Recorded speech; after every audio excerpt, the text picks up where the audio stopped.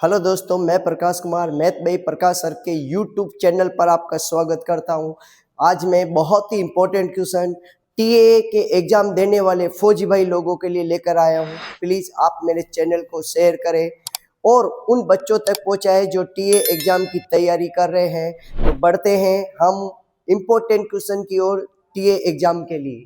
तो देखिए, पहला प्रश्न ये है कि 12 व्यक्ति किसी काम को 20 दिन में पूरा कर सकते हैं। 12 व्यक्ति किसी काम को 20 दिन में पूरा कर सकते हैं, तो 15 आदमी उसी काम को कितने दिनों में पूरा करेंगे? अगर 12 आदमी किसी काम को 20 दिन में पूरा करते हैं तो 15 आदमी उसी काम को कितने दिन में पूरा करेंगे? हमें यहाँ पे व्यक्ति दिए हुए हैं, एम यानी मैन आदमी, और डी मतलब होता है डे दिन। तो हमें यहाँ पे व्यक्ति दिए हुए हैं और प्रश्न में दिन दिए हुए हैं, तो यहाँ जो सूत्र लगेगा वो एम डी बराबर एम डी। एम यानी मैन आदमी, जो यहाँ पे 12 है।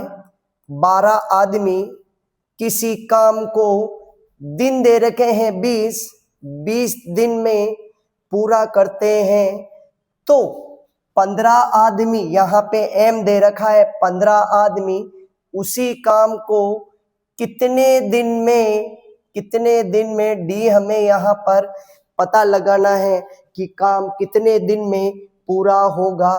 तो डी का मान ज्ञात करना है, तो डी के पड़ोसी को हटाएंगे, यानी डी के पास में जो गुणा में होता है 15 उसको हटाएंगे और इस 15 को नीचे भाग में डाल देंगे, अपॉन में रख देंगे। 15 और 12 3 के पहाड़े में आते हैं, 3 पंजो 15, 3 चौक 12 और 5 के पहाड़े में 20 आते हैं, 5 चौक 20। 4 और 4 को गुणा करेंगे तो उत्तर आ जाएगा 16 दिन। यानी 12 आदमी अगर किसी काम को 20 दिन में पूरा कर सकते हैं, तो 15 आदमी उसी काम को 16 दिन में पूरा कर लेंगे। तो इसका राइट उत्तर होगा 16 दिन। ऑप्शन में मिस्टेक है, यहाँ पे उत्तर होगा 16 दिन। अब बढ़ते हैं अगले प्रश्न की ओर। तो अगला प्रश्न देखिए, ए पाइप, ए नल किसी टंकी को 20 मिनट में पूरा भर सकता है। यानी ए वाला पाइप अगर किसी टंकी को भरेगा तो 20 मिनट में पूरा भरेगा, और बी वाला पाइप अगर उसी टंकी को भरेगा तो 30 मिनट में पूरा भर देगा। लेकिन सवाल ये कह रहा है कि अगर दोनों पाइप मिलकर टंकी को भरे तो टंकी कितने समय में भर जाएगी? हमें यहाँ पे समय पता लगाना है कि वह टंकी कितने समय में भर जाएगी यदि दोनों नल साथ में मिलकर पानी भरे। तो A इंटू बी, एक छोटा सा सूत्र है, A into B, A plus B. तो यहाँ A यहाँ पर 20 मिनट है और B यहाँ पर 30 मिनट है, और A की जगह 20 और B की जगह 30। अगर 20 और 30 को जोड़ दिया जाए तो 20 और 30 को जोड़ेंगे तो 50 हो जाएगा। एक जीरो से एक जीरो कट हो गया, 5 के पहाड़े में 20 आते 4 बार, यानी 12 दिन, यानी पता चल गया वह दोनों पाइप मिलकर उस टंकी को 12 मिनट के अंदर भर देंगे। उत्तर इसका बी राइट है कि दोनों पाइप मिलकर, दोनों नल मिलकर उस टंकी को 12 मिनट में भर देंगे। ये आर्मी जीडी के पेपर में बहुत बार आया हुआ प्रश्न है। अब बढ़ते हैं अगले प्रश्न की ओर। अगला प्रश्न देखिए, अगला प्रश्न कह रहा है 3/4, 2/5 और 1/2, इन तीनों को जोड़ना है। तो जोड़ने का तरीका देखिए, सबसे पहले यहाँ जो हर में लिखी हुई संख्या है 4, 5 और 2, इन सब का लघुत्तम लेंगे कि इनका लघुत्तम कितना आएगा। हर में जो संख्या लिखी हुई है उनका हम एलसीएम पता लगाएंगे। तो पहले 2 का भाग देंगे, 2 दूनी 4, 5, 2 एकम 2, फिर 2 का देंगे 1, 5, 1, फिर 5 का देंगे तो 1, 1, 1, और अगर इनको गुणा कर दिया जाए 2 दूनी 4, 4 पंजो 20, तो यहाँ पे लघुत्तम आया कितना, 20। अब बात करते हैं इस लघुत्तम का करना क्या है। तो इस 20 को ऊपर जो अंश में लिखी हुई संख्याएं हैं उनके गुणा में इस 20 को लिख देंगे, यानी इस 20 को 3 से भी गुणा करेंगे, इस 20 को 2 से भी गुणा करेंगे, इस 20 को 1 से भी गुणा करेंगे। तो अगर 20 को 3 से गुणा करेंगे तो 20 तिया 60 हो जाएगा। अगर इस 20 को 2 से गुणा करेंगे तो 40 हो जाएगा, और अगर 20 को 1 से गुणा करेंगे तो 20 आएगा। लेकिन 4 से 60 कट जाएगा, 60 में 4 का भाग जाएगा 15 बार, 5 का भाग 40 में जाएगा 8 बार, 2 का भाग 20 में जाएगा 10 बार, और अगर इन सबको जोड़ दे, अगर इन सबका योग कर दे तो 23 में 10 जोड़ेंगे 33, 33, और नीचे इनका जो लघुत्तम आया कितना, 20, वो लिख देंगे। तो इसका उत्तर आ गया 33/20। आंसर ए राइट है इसका। अब बढ़ते हैं अगले प्रश्न की ओर। अगला प्रश्न है ए और बी का जो अनुपात है वो 2:3 है, और बी और सी का जो अनुपात है वो 4:5 है। हमें ए अनुपात बी अनुपात सी पता लगाना है। तो ए के सामने ए का अनुपात 2 है तो ए के सामने ए का अनुपात 2 लिख देंगे। बी का अनुपात 3 है, बी के सामने 3 लिख देंगे।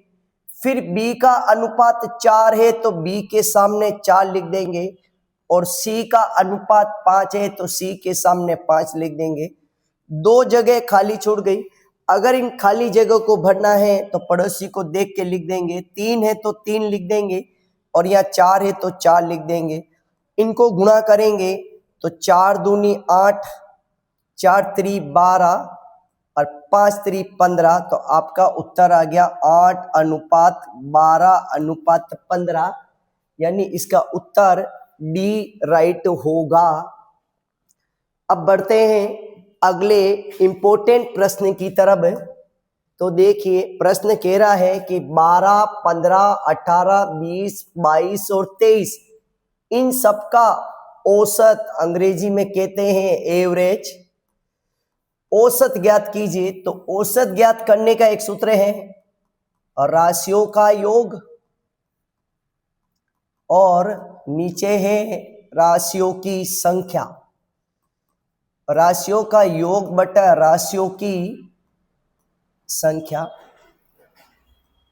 अगर इनका योग किया जाए 12, 15, 18, 20, 22, 23, तो 2 5 7 7 8 15, 15 2 17, 17 3 20, हासिल लगा 2, 2 1 3, 1 4, 1 5, 2 7, 2 9, 2 11, यानी इनका योग आएगा 110। इनकी संख्या 1 2 3 4 5 6, तो 6 का भाग दे देंगे।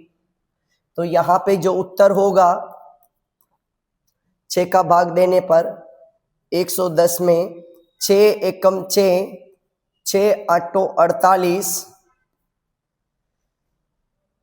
2.0, 6 तिया 18, यानी इसका उत्तर होगा 18.3। ये आपका इसका औसत आएगा 18.3। तो टाइपिंग मिस्टेक है, 18.3 इसका आंसर आएगा। तो औसत अगर ज्ञात करना है तो राशियों का योग बटे राशियों की संख्या। अगर इन सब का योग किया जाए तो 5 2 7 8 15, 15 2 17, 3 20, 2 1 3, 1 4, 1 5, 2 7, 2 9, 2 11, सही है। 110 में अगर 6 का भाग दें, क्योंकि इनकी संख्या 6 है, तो इसका उत्तर 18.3 आएगा। अब बढ़ते हैं अगले प्रश्न की ओर। अगला प्रश्न देखिए, 667 का 10% कितना होता है? यानी प्रश्न कह रहा है 667 का 10% कितना होता है ये बताना है। 667 का की जगह गुणा का चिन्ह 10 और परसेंटेज का 1/100 होता है और का मतलब इंटू का चिन्ह होता है। तो यहाँ परसेंटेज का नीचे 100 लगा दिया, एक जीरो कट गया, यानी 667 में 10 का भाग देंगे, एक संख्या छोड़ के पॉइंट लगा देंगे क्योंकि 10 में एक जीरो है, 10 में एक जीरो है इसलिए एक संख्या छोड़ के पॉइंट लगाया। अगर 2 जीरो होते 100 होते तो दो जीरो होने के कारण 2 संख्या छोड़ के पॉइंट लग जाता, 6.67 आ जाता। लेकिन अभी अपना उत्तर 67.7 है, यानी आंसर इसका ए राइट होगा। तो अब बढ़ते हैं अगले प्रश्न की ओर। तो अगला प्रश्न देखिए, एक आयत का क्षेत्रफल, आयत के द्वारा घेरा गया स्थान, आयत के द्वारा घेरा गया स्थान आयत का क्षेत्रफल कहलाता है, जो 180 मीटर की घात 2 है। और आयत की लंबाई, इसकी लंबाई 12 मीटर है और हमें आयत की चौड़ाई पता लगानी है कितनी है। तो हमें पता है कि आयत का जो क्षेत्रफल है वो पता लगाने का सूत्र लंबाई इंटू चौड़ाई होता है। यहाँ पे आयत की लंबाई 12 मीटर है, आयत की चौड़ाई हमें पता लगानी है और आयत का क्षेत्रफल 180 वर्ग मीटर है। अगर चौड़ाई ज्ञात करनी है, जैसा कि मैंने आपको बताया था, जो ज्ञात करना है उसका पड़ोसी हमेशा नीचे भाग में जाता है, तो 12 यहाँ पे भाग में जाएगा। 6 के पहाड़े में 12 भी आते हैं, 6 दूनी 12 और 18 भी आते हैं, जीरो लगा दिया, बचा हुआ 30 में 2 का भाग दे दिया, 30 का आधा 15 मीटर, यानी इसकी जो चौड़ाई होगी वो 15 मीटर होगी। अब बढ़ते हैं अगले इंपॉर्टेंट प्रश्न की तरफ। तो देखिए अगला प्रश्न है 667 की घात 98 में इकाई का अंक क्या होगा? तो आपको इसके लिए कुछ बातें हैं जो आपको याद रखना है कि सबसे पहले हमेशा इकाई का अंक लेते हैं।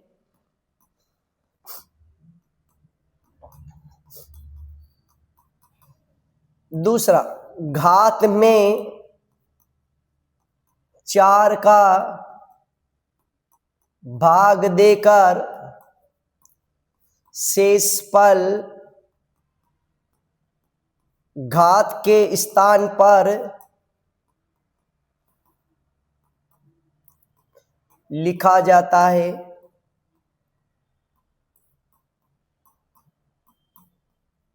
यदि शेषफल 0 प्राप्त होता है तो 0 के स्थान पर 4 लिखा जाता है। तो यहाँ पे ये 3 बातें हैं जो आपको याद रखनी है। तो सबसे पहले मैंने बोला आपको इकाई का अंक लेना है, तो ये जो प्रश्न नजर आ रहा है इसके अंदर आपका जो इकाई का अंक है, जो आपका इकाई का अंक है वो कितना है? 7 है। दहाई और सैकड़ा इनको मैंने हटा दिया। दूसरी बात मैंने ये कहा घात में 4 का भाग देना है। अगर घात में 4 का भाग दिया जाए तो 4 दूनी 8, 4 चौक 16, यहाँ पे शेषफल क्या बचता है? 2 बचता है। तो यहाँ पे लिखा गया है कि शेषफल को घात के स्थान पे लिखना है, तो यहाँ पे 98 के स्थान पर 98 की जगह शेषफल 2 लिख दिया जाएगा। तो 7 और 7 का गुणा 49 होता है, जिसमें इकाई का अंक 9 है। तो यहाँ पे इकाई का अंक 9 आ रहा है, आपका उत्तर से राइट होगा 9। अब बढ़ते हैं अगले प्रश्न की ओर। तो अगला प्रश्न देखिए, बहुत इजी प्रश्न है, इनकी जोड़ करनी है। तो अगर इनकी जोड़ करनी है तो सबसे पहले आपको ये पता होना चाहिए कि सबके पास डेसिमल यानी सबके पास पॉइंट है या नहीं है। अगर किसके पास पॉइंट नहीं है तो आपको खुद को अपना पॉइंट लगाना पड़ेगा, और जब इनका योग करना है तो सारे पॉइंट सीध में लाने पड़ेंगे, और एक डिजिट के नीचे, एक गणित के अंक के नीचे एक ही गणित का अंक लिखा जाएगा। तो देखिए यहाँ पे 555.05 है, फिर 55.50 है, 50 है, फिर 5.55 है, लेकिन इस 5 के पास पॉइंट नहीं है, तो हम अपनी मर्जी से पॉइंट लगा देंगे 5 पॉइंट, और आगे है 0.55। याद ये रखना है कि पॉइंट के बाद में जो संख्याएं होती है, जो डिजिट होती है, उनको हमेशा इसमें 1/1 बोला जाता है, कि जैसे इसको 55 नहीं बोल सकते आप, इसको बोला जाएगा 5.55, इसमें 0.55, 55.50। तो अब इनकी जोड़ करते हैं। जोड़ करेंगे तो सारे पॉइंट सीधे में लिखने हैं। तो ये वाला पॉइंट के नीचे ले लेता हूं, और पॉइंट के बाद 5 0 है, और पॉइंट से पहले 55 है। तो एक गणित के नीचे एक ही गणित का अंक आना चाहिए, पॉइंट सारे सीधे में आने चाहिए। अब इस वाले पॉइंट की बात करें तो पॉइंट के नीचे पॉइंट से पहले 5, और पॉइंट के बाद 5 5। इस पॉइंट की बात करें तो 5 पॉइंट, और इस पॉइंट की बात करें तो 0.55। अब इन सब की जोड़ करेंगे तो 15 के 5 हंसी लगा 1, 16 का 6 हंसी लगा 1, पॉइंट सीध में लगेगा। तो 5 10 15 20 और 21 का 1 हंसी लगा 2, 12 का 2 हंसी लगा 1, 5 और 6 621.65। इसका उत्तर ए राइट होगा, 621.65। अब बढ़ते हैं अगले प्रश्न की ओर। अगला प्रश्न देखिए, 200 और 500 के बीच कितनी संख्याएं 13 से विभाजित है? यानी 200 से लेकर 500 तक की जो गिनती है उसमें कितनी संख्याएं हैं जिनमें 13 का भाग पूरा पूरा जाता है। तो देखो इसको बाई ट्रिक से कैसे करेंगे। यहाँ पे आपको 200 और 500 का अंतर निकालना पड़ेगा कि 200 और 500 में अंतर कितने का है। तो अंतर यहाँ पे 300 है, तो अंतर में भाग देना है 13 का। तो अंतर में अगर 13 का भाग दिया जाए, 300 में 13 का भाग दिया जाए, 13 दूना 26, 4 0, 13 39, बचा 1.0। भाग नहीं जा रहा, पॉइंट लगाने के बाद भी भाग नहीं जा रहा, तो 1 0 अपनी मर्जी से लगा देंगे। 13 7 तो 91, तो यहाँ पे आ गया 23.07, जो लगभग 23 के बराबर है, जो लगभग 23 के बराबर है, इसलिए इसका उत्तर 23 होगा। आंसर से राइट होगा 23। अब बढ़ते हैं अगले प्रश्न की ओर। तो अगला प्रश्न बहुत अच्छा प्रश्न है। प्रश्न ये कह रहा है कि ये जो संख्या लिखी हुई है उसमें यहाँ पे एक स्टार दिया हुआ है, यहाँ स्टार की जगह कोई संख्या होनी चाहिए, लेकिन उस संख्या को हटा के उसकी जगह स्टार लगा दिया गया है। ये तारे जैसा चिन्ह है, इसलिए इसको स्टार बोला जाता है।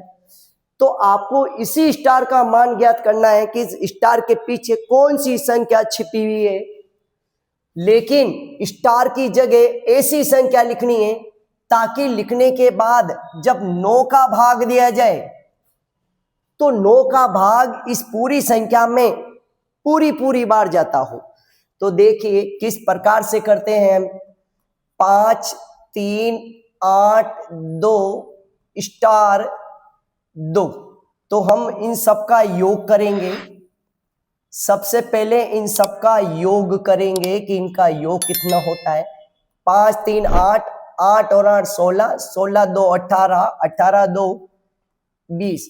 अगर 20 में ए ऑप्शन 2 जोड़े तो 22 होता है, लेकिन 22 में 9 का भाग नहीं जाता है, यानी उत्तर ए नहीं है। अगर 20 में 5 जोड़े 25 होता है, और 25 में अगर 9 का भाग दिया जाए तो पूरी बार नहीं जाता है, तो बी उत्तर राइट नहीं है। अगर 20 में 7 जोड़े 27 होता है, और 27 में अगर 9 का भाग दे दिया जाए तो पूरी बार जाता है, तो यहां पे उत्तर से राइट हो गया 27। तो जोड़कर इन सब अंकों को जोड़कर आपको ये ऑप्शन जोड़ने, और जोड़ने के बाद वो संख्या 9 के टेबल में, 9 के पहाड़े में आनी चाहिए। यहाँ पे 20 में 7 जोड़ा 27, 27 9 के पहाड़े में आता है, इसलिए इसका उत्तर से 7 राइट है। अब बढ़ते हैं अगले प्रश्न की ओर। तो अगला प्रश्न देखिए, ए का वेतन बी के वेतन से 25% ज्यादा है, तो बी का वेतन ए के वेतन से कितना परसेंट कम है। कभी भी ऐसे प्रश्न आते हो जिसमें पहले अधिक शब्द आता हो और बाद में कमी शब्द आता हो, या पहले कम शब्द आता हो और बाद में अधिक शब्द आता हो, या पहले वृद्धि शब्द आता हो बाद में कमी शब्द आता हो, या पहले कमी शब्द आता हो और लास्ट में वृद्धि शब्द आता हो, तो इन प्रश्नों को सोल्व करने की एक ही ट्रिक है, ए इंटू 100%, 100 प्लस माइनस ए। यहां पर अधिक शब्द भी आया हुआ है और यहां पर कम शब्द भी आया हुआ है, तो पहले अधिक बाद में कम, तो कम शब्द आया हुआ है। यहां ए की जगह आपको 25 लिखना है, तो 25 इंटू में 100%, 100 ए की जगह 25, लेकिन यहां पे अधिक शब्द आया हुआ है, इसलिए चिन्ह प्लस का काम में लिया जाएगा। तो 100 में 25 जोड़ देंगे। अगर 100 में 25 को जोड़ा जाए तो 125 हो जाएगा। 25 के पहाड़े में 125 आते हैं, 25 पंजो 125, और 100 में अगर 5 का भाग दे दिया जाए तो आपका उत्तर आ जाएगा 20%, यानी 20% कम, 20% कम। तो इसका उत्तर डी राइट होगा, 20% कम। अब बढ़ते हैं अगले प्रश्न की ओर। तो अगला प्रश्न देखिए, एक बैग को 960 रुपए में बेचा जाता है। बेचना एक हिंदी शब्द है, लेकिन इसको गणित की भाषा में विक्रय मूल्य कहते हैं, सेलिंग प्राइस अंग्रेजी में कहते हैं। और उस बैग को 960 रुपए में बेचा जा रहा है, लेकिन जो दुकानदार इस बैग को बेच रहा है 960 रुपए में, बेचने के बाद उस दुकानदार को हानि हो रही है, उस दुकानदार को हानि हो रही है 20% की। हमें यह पता लगाना है कि उस वस्तु का क्रय मूल्य कितना होगा। हमें क्रय मूल्य पता लगाना है कि उस वस्तु का क्रय मूल्य क्या होगा।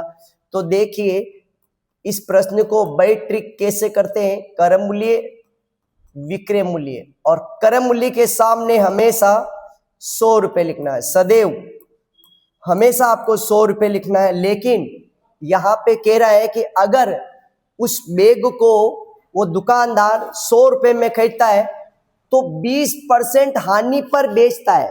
अब 20% हानि पर बेचता है, मतलब ये हो गया कि वो उस बैग को 80 रुपए में बेचता है। 100 रुपए में, यदि 100 रुपए में खरीदता है तो 80 रुपए में बेचता है, तो उसको 20% यानी 20% की हानि हो जाती है। लेकिन सवाल के अनुसार वह दुकानदार उस बैग को 960 रुपए में बेच रहा है, तो हमें उस बैग का क्रय मूल्य पता लगाना है कि कि उस बैग का क्रय मूल्य कितना होगा। यहाँ पे वर्ज गुणा कर देंगे, 80 को x से गुणा करेंगे और 100 को 960 से। जैसा कि मैंने आपको बताया था, जो ज्ञात करना उसका पड़ोसी हमेशा नीचे भाग में जाता है। 0 से 0 कट गया, 8 से ये कट गया 12 बार, यानी आपका उत्तर हो गया 1200 रुपये। आंसर डी राइट होगा।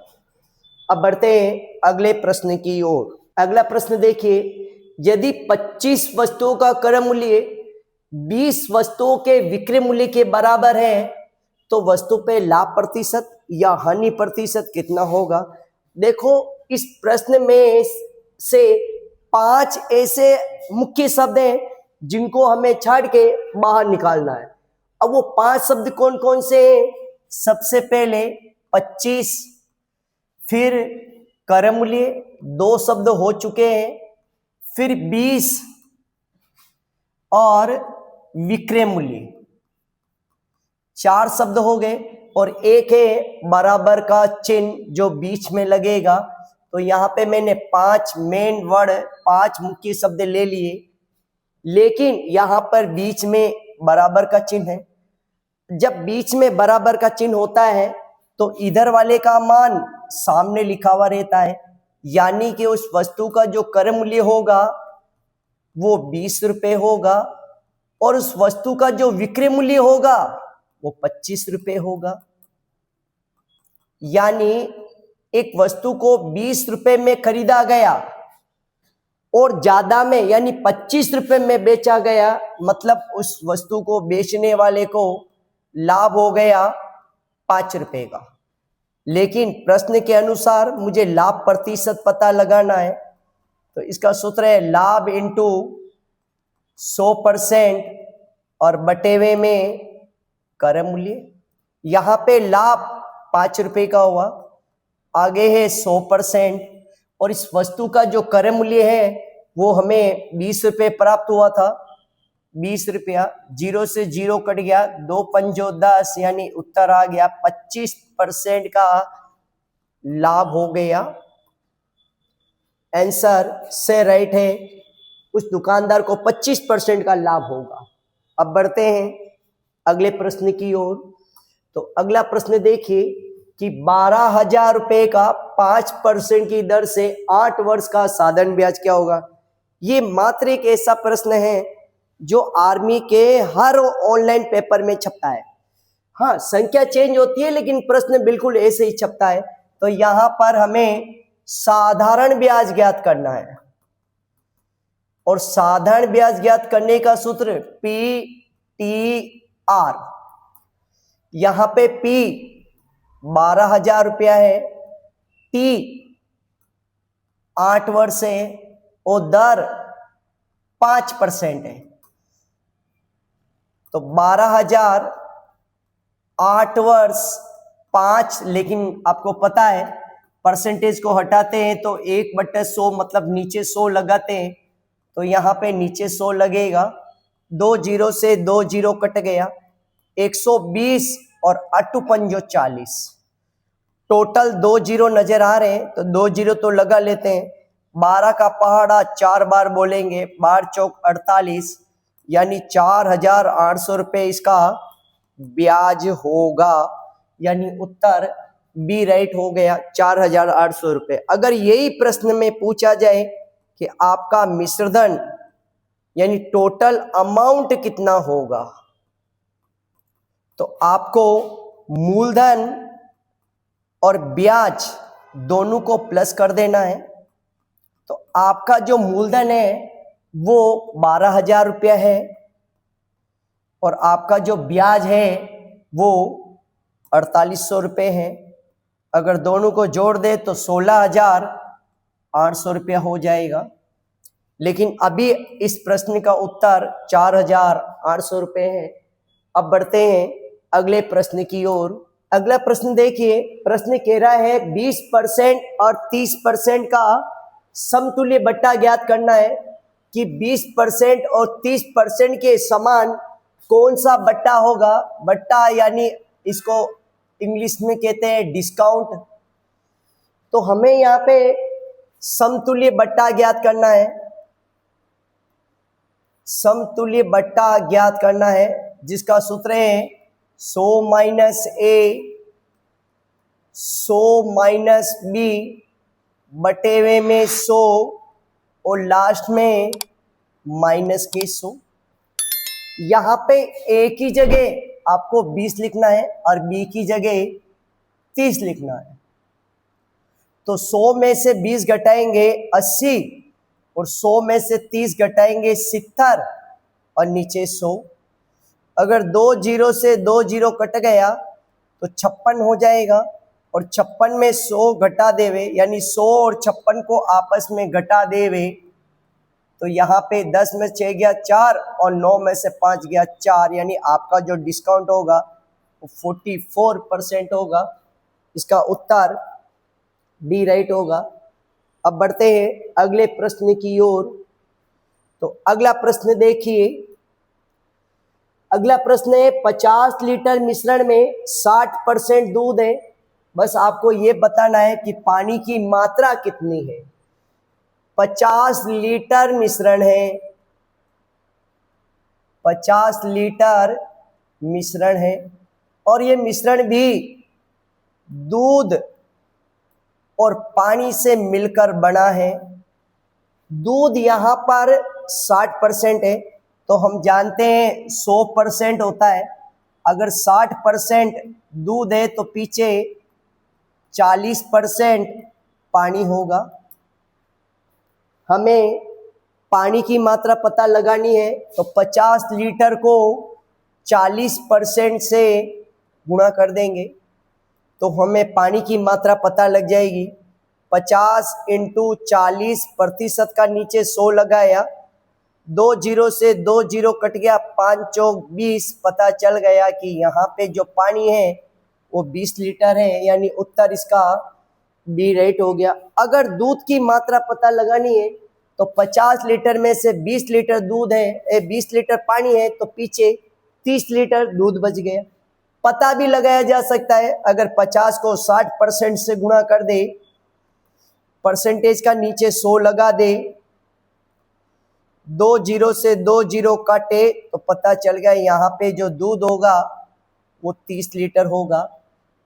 तो अब बढ़ते हैं अगले प्रश्न की ओर। तो अगला इंपॉर्टेंट क्वेश्चन देखिए, एक वृत्त की त्रिज्या 21 सेंटीमीटर है तो वृत्त का क्षेत्रफल क्या होगा। तो देखिए, ऐसे वृत्त वाले जो प्रश्न होते हैं उनकी मैं एक ट्रिक बता रहा हूँ आपको। एक टेबल बना रहा हूँ, एक सारणी बना रहा हूँ, अगर वो आपने सारणी याद कर ली तो अधिकतर उसी सारणी में से प्रश्न पूछा जाता है। और सारणी 3 चीजों में बनती है, त्रिज्या, परिधि और क्षेत्रफल। क्षेत्रफल का सूत्र पाई आर स्क्वायर होता है और परिधि का सूत्र 2 पाई आर होता है। परिधि को परिमिति भी कहते हैं, परिमाप भी कहते हैं, अंग्रेजी में सरकमफेरेंस कहते हैं इसको। तो यहाँ पे जो सारणी बनेगी वो 3 चीजों में बनेगी। त्रिज्या के लिए 7 का पहाड़ा, 7 7 दूनी 14, 7 के 21, 7 चौक 28, 7 पंजो 35। और परिधि के लिए 44 का पहाड़ा, 44 का डबल 88। अगर 88 और 44 को जोड़ दे तो 132, 132 और 44 को जोड़ दे तो 176, 176 और 44 को जोड़ दे तो 220। यहाँ पर 154, 616, 1386, 2464, 3850। अगर ये याद नहीं होते हैं तो आप 7 का पहाड़ा लिख लो, पास में गुणा में 22 का पहाड़ा लिख दो, 22, 44, 67, 88, 110। 22 और 110 और 35 को गुणा करेंगे तो 3850 आएगा। 28 88 का गुणा 2464 होगा। वैसे इनका गुणा ये आएगा। तो यहाँ पे जो प्रश्न पूछा जा रहा है वो पूछा जा रहा है कि एक वृत्त की त्रिज्या 21 सेंटीमीटर है, त्रिज्या 21 सेंटीमीटर है। आपको ये बताना उस वृत्त का क्षेत्रफल कितना होगा। तो कितना होगा, 1386 होगा। उत्तर इसका से राइट होगा। अगर प्रश्न उल्टा पूछ लिया गया कि यदि वृत्त की त्रिज्या, वृत्त का क्षेत्रफल 616 मीटर स्क्वायर है तो वृत्त की त्रिज्या क्या होगी, वृत्त की त्रिज्या क्या होगी, तो भी हम इस सारणी को देख के उत्तर दे सकते हैं कि वृत्त का क्षेत्रफल अगर 616 है तो उसकी त्रिज्या 14 होगी। तो इसका उत्तर 14 राइट हो जाए, त्रिज्या 14 होगी, ये आपका आंसर आएगा। तो आप इसका स्क्रीनशॉट ले लीजिए। फिर बढ़ते हैं अगले प्रश्न की ओर। अगला प्रश्न देखिए, एक ट्रेन की चाल 90 किलोमीटर प्रति घंटा है और ट्रेन की लंबाई 500 मीटर है, यानी ट्रेन की चाल दे दी 90 किलोमीटर प्रति घंटा है और ट्रेन की लंबाई दे दी 500 मीटर है, और हमें यह पता लगाना है कि ट्रेन पटरी के पास खड़े व्यक्ति को कितने समय में पार कर लेगी। यहाँ पे हमें समय ज्ञात करना है कि वे ट्रेन पटरी के पास खड़े एक व्यक्ति को कितने समय में पार कर लेगी। तो आपको ये बात नोट करनी है, यदि प्रश्न में दूरी मीटर में हो तो चाल का मात्रक बदला जाता है। यदि दूरी मीटर में हो तो चाल का मात्रक बदला जाता है। यहाँ पे जो दूरी है, यहाँ पे जो दूरी है वो मीटर में है, तो हमें चाल का मात्रक बदलना पड़ेगा। चाल यहाँ पर 90 है, अगर इसको 5/18 से गुणा कर दे तो आपका किलोमीटर मीटर बन जाएगा और आपके घंटे सेकंड। 18 के पारे में 90 आते हैं और अगर गुणा कर दिया जाए तो 25 मीटर प्रति सेकंड चाल हो जाएगी। यहाँ पे हमें समय ज्ञात करना है, जिसका सूत्र है दूरी बटेवे में चाल। यहाँ पे जो दूरी है वो 500 मीटर है और जो चाल है वो 25 है। 25 के पहाड़े में 50 आते हैं, 2 बार बोलने पर 0 लगा दिया, यानी आपका उत्तर हो गया 20 सेकेंड। यानी वो कितने समय में पार कर लेगी, 20 सेकेंड में। इसका उत्तर डी राइट होगा। 20 सेकेंड में वो पटरी के पास खड़े लड़के को या व्यक्ति को पार कर लेगी। अब बढ़ते हैं अगले इम्पोर्टेंट प्रश्न की ओर। तो अगला इम्पोर्टेंट प्रश्न देखिए, एक रेडियो का अंकित मूल्य 900 रुपये है, जिसे बेचने पर 20% की हानि होती है, तो रेडियो का बेचने का मूल्य क्या होगा। यहाँ पे अंकित मूल्य, जिसको अंग्रेजी में कहते हैं MRP, यानी छपा हुआ मूल्य, वस्तु पर छपा हुआ मूल्य जो यहाँ पे आपको दे रखा है 900 रुपये, और 900 रुपये वाली वस्तु को बेचने पर उसको हानि हो रही है, 20% की हानि हो रही है।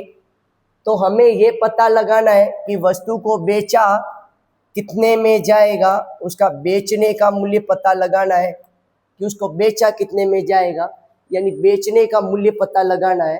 तो यहाँ पे देखो, जब आपको विक्रय मूल्य पता लगाना है तो यहाँ पर छपा हुआ मूल्य कितना है 900 रुपये, और हानि कितने की हो रही है 20% की हानि हो रही है। हानि, यहाँ पे हानि का मतलब है छूट, डिस्काउंट देना, डिस्काउंट दिया जा रहा है, उसको 20% की छूट देता है। तो रेडियो को कितने में बेचेगा, तो आप जानते हो कि यहाँ पर अगर 100% होता है, अगर 20% की छूट दी जा रही है, डिस्काउंट दिया जा रहा है, तो उसको बेचा 80% में जा रहा है। तो हमें 20% की छूट दी जा रही है, मतलब 80% में उसको बेचा जा रहा है। तो 900 इंटू 80 बटे में 100, 2 जीरो से 2 जीरो कट, आपका उत्तर हो गया 420 रुपये, 720 रुपये। आंसर बी राइट हो गया कि इस वस्तु का बेचने का मूल्य 720 रुपये होगा। तो 20% की छूट दी जा रही है, यहाँ पर डिस्काउंट दिया जा रहा है। रेडियो पे छपा हुआ मूल्य 900 रुपये है और बेचते समय 20% की, तो यहाँ पर जो वस्तु के बेचने का मूल्य होगा वो 720 रुपये होगा। अब बढ़ते हैं अगले प्रश्न की ओर। तो अगला प्रश्न देखिए, 5 और 125 का मध्यानुपाती बताना है। 5 और 125 का मध्यानुपाती, यहाँ पे 3 अनुपात होते हैं, ए बी सी। ए को बोलते हैं प्रथमानुपाती, बी को बोलते हैं मध्यानुपाती,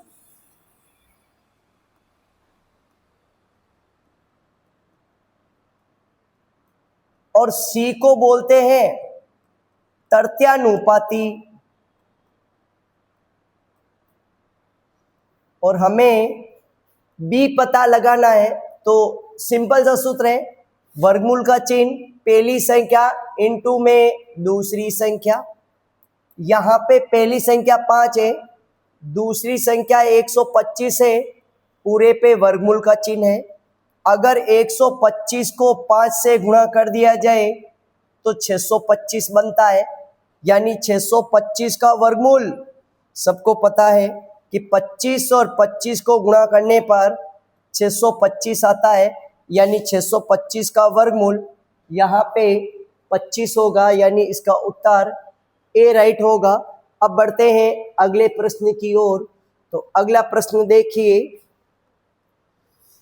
बहुत अच्छा प्रश्न है। 5 पेन और 3 पेंसिल, यानी पेन, पेंसिल और टोटल मूल्य कितना होता है? तो 5 पेन और 3 पेंसिल का मूल्य 55 रुपये है।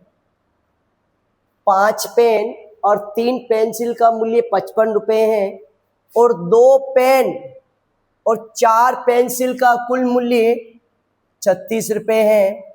तो प्रश्न कह रहा है कि बताओ एक पेन कितने का है, ये बताना है। तो देखिए इस प्रश्न को सरल तरीके से कैसे सोल्व करते हैं। यहाँ पर आपने नोट किया होगा कि यहाँ पर पेंसिल का मूल्य 3 रुपये है, और यहाँ पर पेंसिलों की संख्या 3 है, और यहाँ पर पेंसिलों की संख्या 4 है। तो हमें हमेशा बीच वाली संख्या को ही लेना है। यहाँ पे 4 है, तो हम इस पूरे ब्रैकेट को, इस पूरे कोष्टक को 4 से गुणा कर देंगे, और यहाँ पे 3 है, तो इस पूरे ब्रैकेट को 3 से गुणा कर देंगे। यहाँ 4 है, तो ऊपर वाले पूरे ब्रैकेट को 4 से गुणा कर देंगे, और ऊपर 3 है, तो नीचे वाले पूरे ब्रैकेट को 3 से गुणा कर देंगे। अगर 4 को 5 से गुणा किया जाए तो 20 होगा, 4 को 3 से गुणा किया जाए 12 होगा, और 4 को अगर 55 से गुणा किया जाए, 4 पंजो 20, 220 आएगा। इधर 3 को 2 से गुणा किया जाए 6 होगा, 3 को 4 से गुणा किया जाए 12 होगा, और 3 को अगर 36 से गुणा किया जाए तो 108 रुपये होगा। अब आपको केवल इनको आपस में घटाना है। तो 14 बचेगा, 0 बचेगा, और इधर घटाएंगे तो यहाँ पर 112 बचेगा। तो हमें ये पता चल गया कि 14, 0, 112। तो 0 तो यहाँ पे पेंसिल है जो 0 हो चुकी है, लेकिन 14 यहाँ पे पेन है, यानी 14 पेन, यहाँ पर जो 14 पेन है वो कितने रुपए के आ गए? 112 रुपए के। अगर 14 पेन 112 रुपए के हैं तो एक पेन की कीमत कितनी हो गई? 112 में 14 का भाग दे दिया 8 रुपये एक पेन की कीमत होगी। आंसर इसका सही राइट होगा 8 रुपया। तो यहाँ पे एक पेन 8 रुपये का। अगर हम पेंसिल की कीमत पता लगाना चाहें तो वो कीमत भी हम पता लगा सकते हैं कि अगर एक पेन 8 रुपये का है तो यहाँ पे 5 पेन, अगर एक पेन 8 रुपये का है तो 5 पेन 40 रुपये के हो गए। यानी 55 रुपये में से 40 रुपये, 55 रुपये में से 40 रुपये तो हमने दे दिए किसके, पेन के। तो 15 रुपये किसके दे रहे हैं हम, पेंसिल के। मतलब 3 पेंसिल 15 रुपये की, तो एक पेंसिल कितने की हो जाएगी, 5 रुपये की। तो उत्तर इसका पेंसिल की अगर कीमत पूछता तो इसका उत्तर 5 रुपये राइट हो जाता। और पेन की कीमत यहाँ पर 8 रुपये है। तो अब बढ़ते हैं अगले इंपॉर्टेंट प्रश्न की ओर। तो अगला महत्वपूर्ण प्रश्न देखिए, 5, 10, 15, 20, 25 का लेसे पे LCM पता लगाना है। ये भी ऐसा प्रश्न है, संख्या चेंज होती रहती है लेकिन आर्मी के हर पेपर में आता है। तो यहाँ पर मुझे इनका लघुत्तम ज्ञात करना है। 5, 10, 15, 20, 25 और हम जानते हैं ये सभी संख्याएं 5 के पहाड़े में आती है, इसलिए हम सबसे पहले 5 का ही भाग दे देते हैं क्योंकि ये सभी संख्याएं 5 के पहाड़े में आती है। 1 बार, 2 बार, 3 बार, 4 बार, 5 बार। और 2 का भाग देंगे 1, 1, 3, 2, 5। और 2 का देंगे 1, 1, 3, 1, 5। फिर 3 का दे दिया, फिर 5 का दे दिया। अगर इन सबको गुणा कर दे तो हमें एलसीएम पता लग जाएगा। 5 दूनी 10, 10 दूना 20, 20 तिया 60 और 60 पंजो 300। तो इसका जो लघुत्तम आएगा वो 300 आएगा। इसका उत्तर भी 300 राइट होगा। तो आर्मी के बहुत से पेपर में लघुत्तम ज्ञात करने वाला आया है। संख्या चेंज होती रहती है लेकिन प्रश्न बिल्कुल ऐसे ही करना पड़ता है। अब बढ़ते हैं अगले इंपॉर्टेंट प्रश्न की तरफ। तो अगला इंपॉर्टेंट प्रश्न देखिए, 2 संख्याओं का जो एचसीएफ है वो 16 है। एचसीएफ जिसको हिंदी में कहते हैं मैं से पे, यहाँ पे 16 है। और जो एलसीएम है वो 1920 है, यानी लेसे पे यहाँ पर 1920 है। और एक संख्या यहाँ पर 128 है, लेकिन दूसरी संख्या हमें पता लगानी है कि यहाँ पे दूसरी संख्या क्या होगी। तो यहाँ पर इस प्रश्न को सोल्व करने के लिए हम 10th क्लास के पहला टॉपिक रियल नंबर वास्तविक संख्या का सूत्र काम में लेंगे। पहली संख्या, दूसरी संख्या, एचसीएफ, एलसीएम। यहाँ पे एचसीएफ 16 है, एलसीएम 1920 है। एक संख्या 128 है लेकिन दूसरी संख्या हमें पता लगानी है। तो जैसा कि मैंने आपको कहा था, जो पता लगाना है उसका पड़ोसी हमेशा नीचे भाग में जाता है। और 4 के पहाड़े में 16 भी आते हैं, 4 चौक 16, 12 भी आते हैं और 8 भी आते हैं। तो 4 3 12, 4 दूनी 8।